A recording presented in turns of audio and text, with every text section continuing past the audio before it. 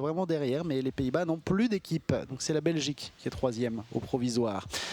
Et on va partir avec un individuel maintenant. Ils seront 2 dans cette épreuve. L'Espagnol Juan Matute et Guimon tout à l'heure, mais d'abord le Finlandais Henri Ruost. Il est sur Contestro DB, cheval belge de 11 ans, qui est par Contendro. C'est une origine qu'on voit un petit peu moins en dressage.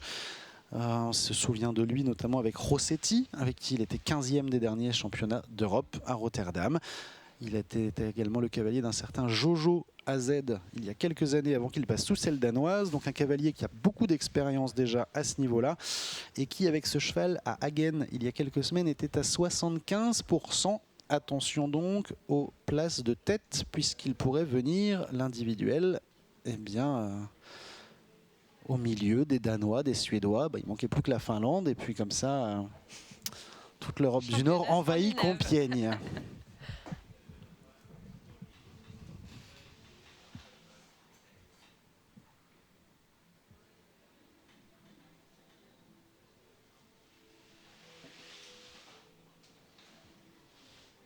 Et il a du mal à aller au bout. Sur le premier appuyé. L'appuyé à gauche a beaucoup plus d'aisance, très très joli appuyé à gauche. L'appuyé à droite avait quand même un très bon rythme. Oui, il y a 8 sur le premier appuyé. Et 8,5, entre 7,5 et 8,5 sur le deuxième. Très bon reculé, des foulées vraiment très marquées. Très dynamique.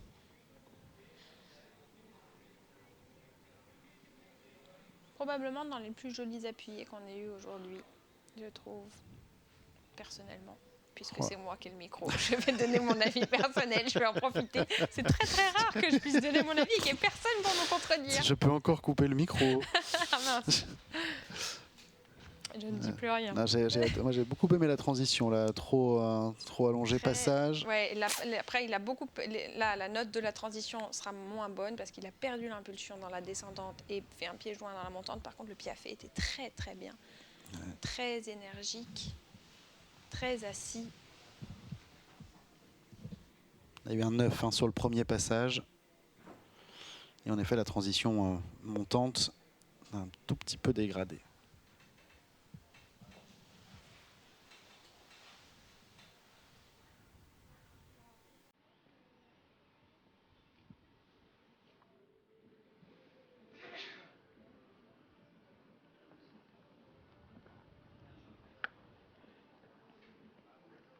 Encore un pas rassemblé un peu original. Lui ne lève pas le genou, il tend un petit peu, un pas de danseur. Très joli départ au passage. Très joli passage. Ça, c'est un gros point fort. Dans le tournant un peu moins régulier, mais très bien géré par le cavalier. Encore les deux transitions. La première, il a voulu s'arrêter, donc là, il a voulu plus le remettre devant. Il y a quand même une petite incompréhension. Très bon biafé encore. Et il a bien assuré la transition montante aussi. Tout petit temps un petit peu suspendu, mais c'est bien géré. Là, en revanche, il a sécurisé le départ au galop.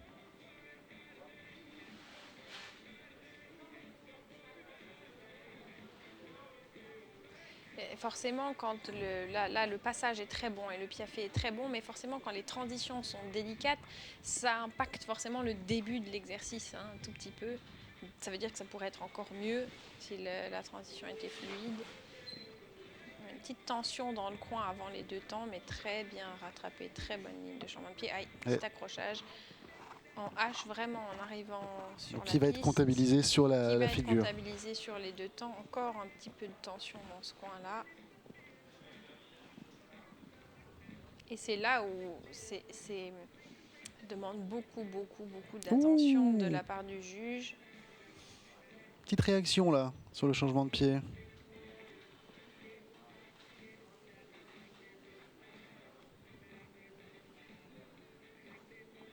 Eh oui, changement de pied qui a été sanctionné. Petite réaction du postérieur de Contestro. Il a vraiment assuré là, on voit que vraiment il gère le travail au galop, il ne laisse rien au hasard. Je sens un cheval qui a Un peu bouillant. qui a une grosse envie aussi. Hein. Très joli changement de pied quand même. Et surtout dans la préparation entre les exercices, on se dit oh, ce qui va partir un peu tendu, puis ensuite ça va.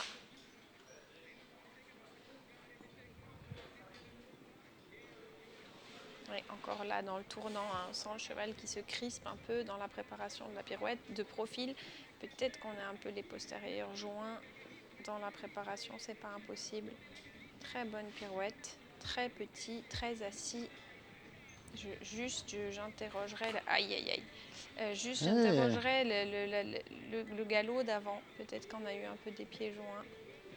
Et là aussi, hein, parfois sur la pirouette, c'est un tout petit peu délicat. Après, la première pirouette, c'était 7,5-8. Changement de pied 4 est sanctionné.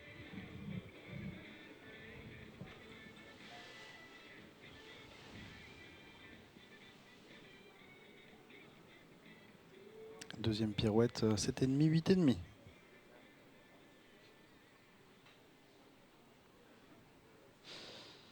Et le Finlandais qui va venir en effet s'installer parmi les tout meilleurs s'il tient jusqu'au bout, que Contestro ne lui fait pas une petite blague sur la dernière ligne.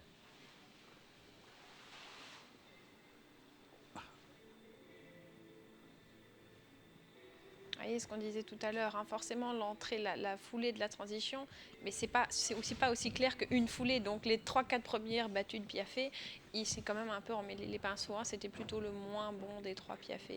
En revanche, au passage, il a toujours des excellentes notes. Hein. Clairement, on est allé jusqu'à 9 tout à l'heure. On est entre 8 et 8,5 de moyenne sur le passage. Et l'arrêt final du Finlandais Henri Rööst avec Contestro. Et là, on voit une reprise où voilà, il y a beaucoup des sanctions, mais des vrais points forts. Vraiment dans les meilleurs appuyés, dans les meilleurs Piaffe et passages. Un petit peu plus de crispation dans le travail au galop, mais plutôt entre les exercices, donc forcément moins pénalisant que s'il y avait une grosse faute sur un mouvement. Et quand même, globalement, de temps en temps, presque un tout petit peu de crispation, tellement d'énergie que presque un peu de crispation, mais quand même des vrais points forts et des vrais gros points et une vraie prise de risque. Et une note de 73 435. Alors c'est exactement le même total que la danoise Charlotte Herring, qui est 3e. Alors pourquoi est-ce qu'on le met 4 et pas 3 ex aequo? S'il y a peut-être plus de juges qui le mettent devant, il va falloir que je me renseigne sur ce petit point, ou est-ce que c'est juste une petite faute de classement et qu'ils sont tous les deux 3e ex aequo. On vous dit ça à la fin de l'épreuve au plus tard. Mais en tout cas, le